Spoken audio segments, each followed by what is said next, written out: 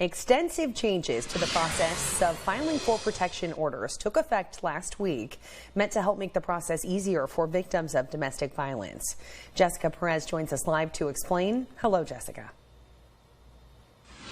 Hey, Tracy. I spoke with the director of the YWCA to see how these law changes could affect victims of domestic abuse and found out it may not all be positive. In the United States, 1 in every 4 women and 1 in every 9 men experience domestic violence. While those may just sound like numbers, behind every statistic is a person. Like Amy, who didn't want to show her face. Because a lot of people ask, like, why don't they just leave? And there's so much more that goes into it. And I think a lot of it is the manipulation and the gaslighting, and the verbal and the emotional abuse causes victims and abusers to feel like they can't survive without that person.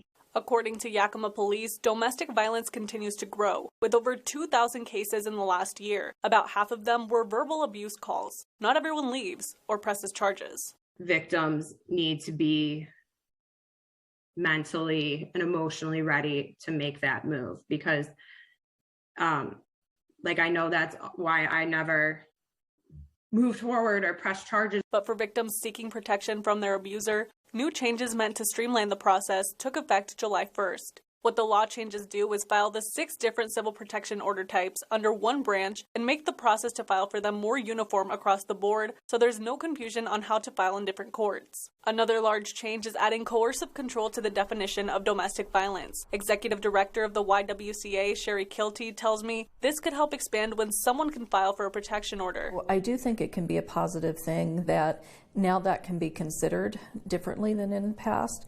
And so when somebody's writing out their statement, instead of primarily focusing maybe on physical assault or some other things that are more concrete that have happened, that they can also include some of those experiences that they've gone through, especially if somebody's been threatening to kill them. However, since these changes are new, they could potentially have consequences that benefit the abuser. This is also another tool that an abuser can use and turn around on the victim and be saying that they're intimidating them or they're harassing them in some way, when maybe that's really not true. Maybe they really are the aggressor.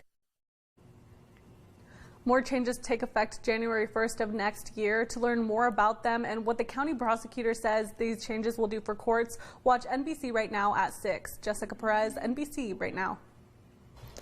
Thank you, Jessica.